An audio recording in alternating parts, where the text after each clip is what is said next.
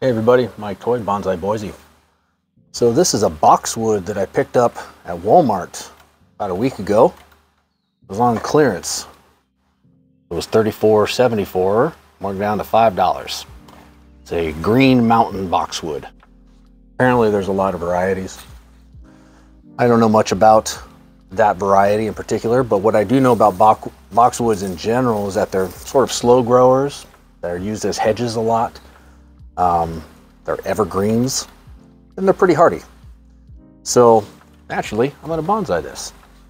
The reason it was marked down to $5, by the way, is because everything out there in their garden center looked like it hadn't been watered in 2 weeks, and it was all dead or wilty or close to death, except this one. This one was alive and looking good, so I got a good deal on it. Let me give you a close-up of the trunk and some of the structure that I can see, and then we're going to go in and start trimming this thing down and see what kind of shape we can get it into.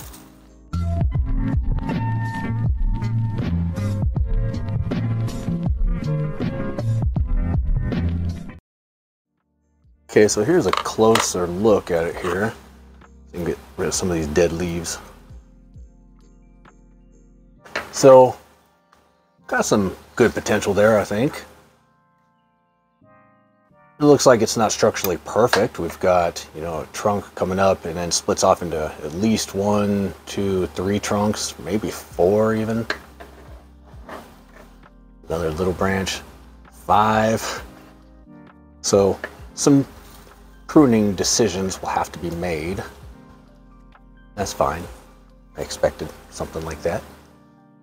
So gonna have to make some decisions here on what to keep, what to lose, but further up we go in it, it looks, again, just like there's a lot of good potential there. Focusing is always the issue with these. Got some, maybe a dead branch or something there. So let's get started and make some cuts and see which way it goes. So the method I'm going to do here is I'm going to get a branch like this where there's 3 branches coming out of one spot. I'm just going to clip the middle branch in almost every instance. And that's basically the method that I'm going to use throughout this whole process for the most part. There's always exceptions to that rule. You might get to a place and maybe it makes sense to clip the left branch and keep the middle and the right branch, Or you might come across one with 4 branches coming out of one spot. Who knows? But if you follow that general principle, it'll do you well because you'll avoid getting big bulges and weird growth in weird places and reverse taper and all that kind of stuff. And it makes the branches spread out better so that it gives other branches room to grow. You have to be a little bit strategic, use common sense, but that's the method I'm going to do here in super fast speed.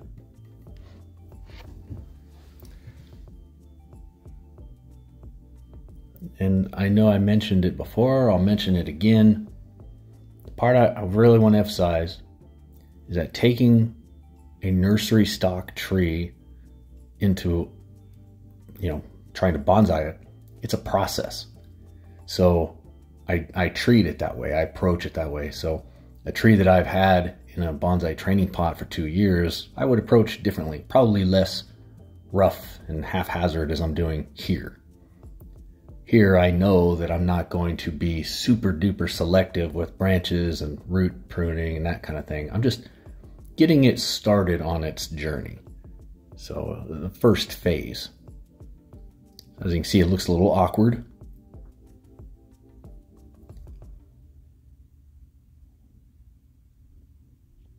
But we're getting an idea now of how it's going to look.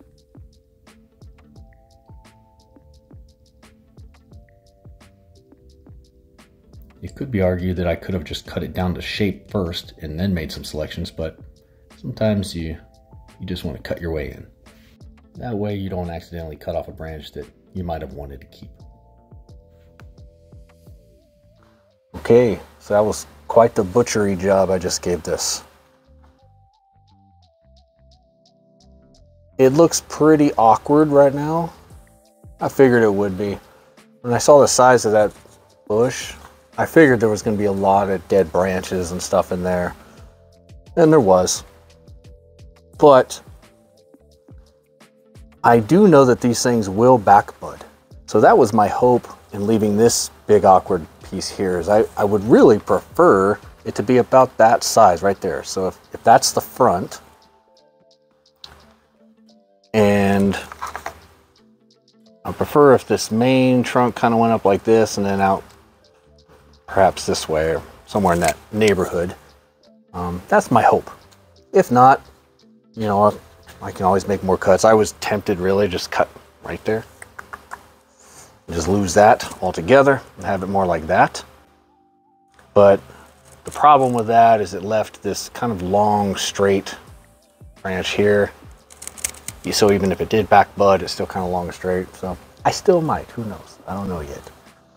Usually after I do these and after I make the video, I watch the video afterward and I see something I missed the first time around, or I'll look at it on the bench after a few days and I'll go, this is what I should have done. And I'll make a little change. So don't be shocked if that happens. But for now, I think that's a good enough structure to go with. So from here, what we're gonna do is pick out a pot for it, now that I kind of know the size and how it's gonna look. I think it's got a pretty good root base.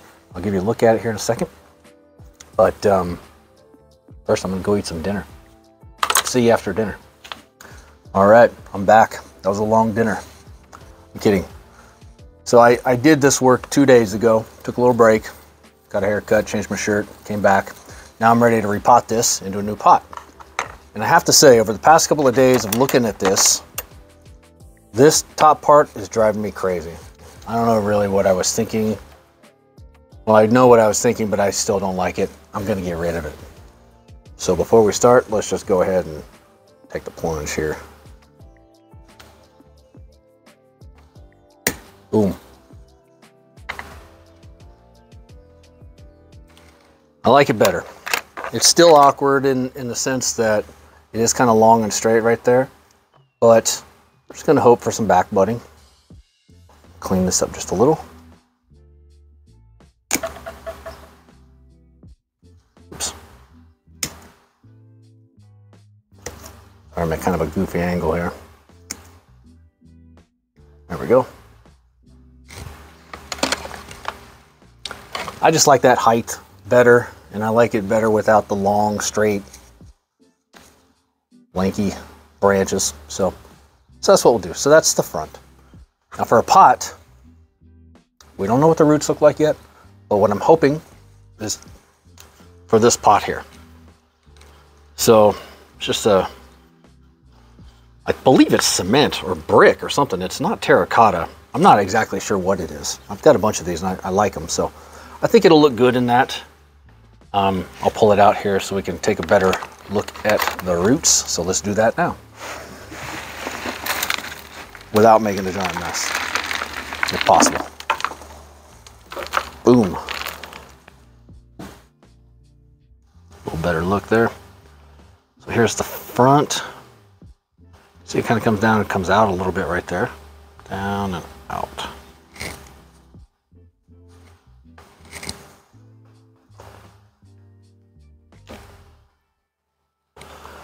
I can already tell you I'm going to need a saw to saw through this giant root ball, so let me go get that. All right, got my trusty little saw here that I use for this kind of thing. So all I'm really going to do is tip it over on its side and probably cut right about there. It's got a lot of nice roots, so that's a good sign. Kind of hate to do this, but you know, you got to do it. I'm going to take it down about there, and then we're just going to rake out some of the soil and see what we're working with. So let's get started. So as you can see, it's not a delicate procedure. You basically just saw your way through.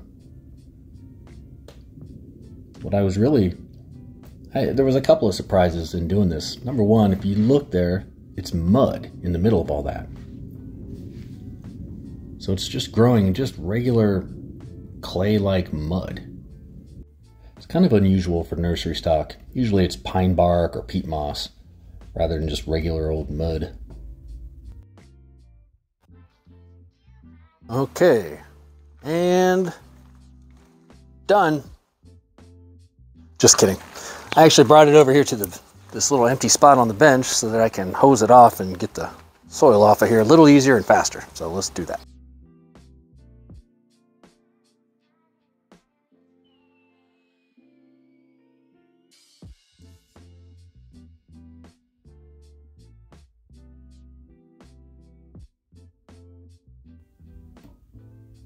So if you look closely, you can see the water that is coming off of the root ball there as I'm spraying it is really just brown, muddy looking water. But it's got a lot of roots.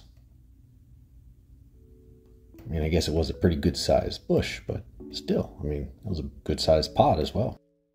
Okay, that's probably as good as that's gonna get. Since we're over here, let's just kind of size this thing up here. And we'll cut some roots. So that's not going to work.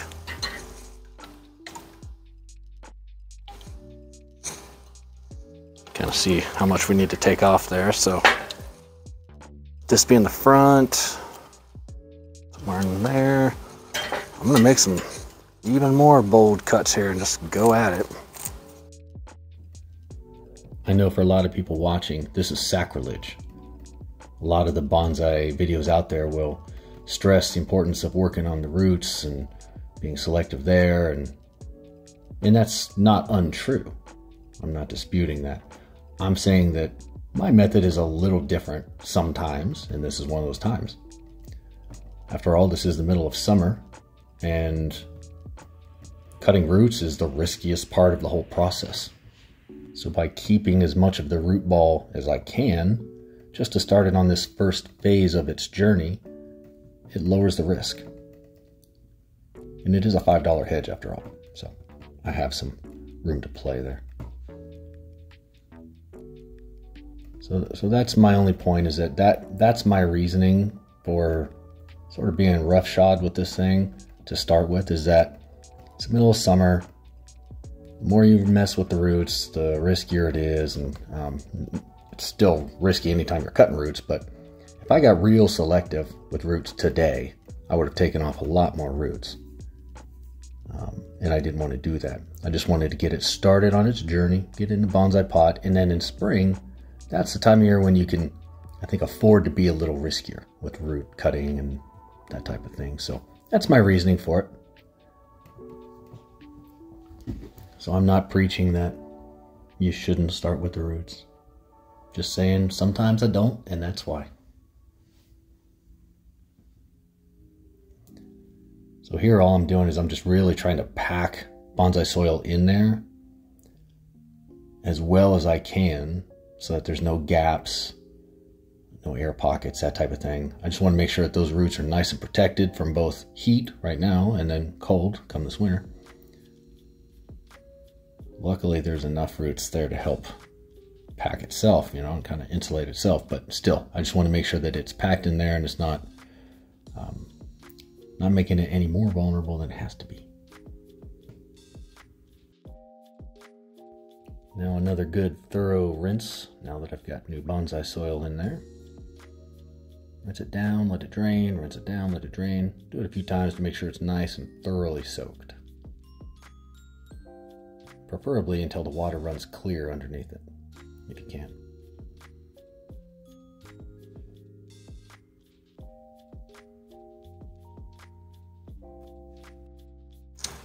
All right.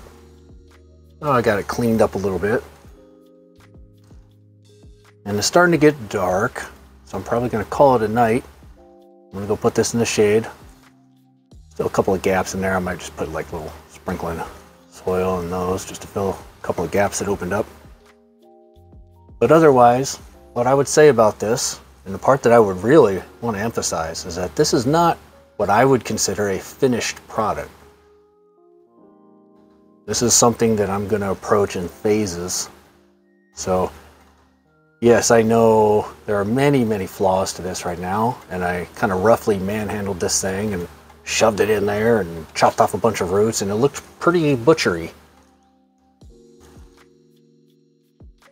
But that's okay. If it survives, which I give it at least a 50% chance, maybe more. If it survives, then we'll let it regain some health and grow back, and then next year we'll attack it with a little more refinement. That's it. Please don't forget to like and subscribe. Thanks for watching. Have a good rest of your day.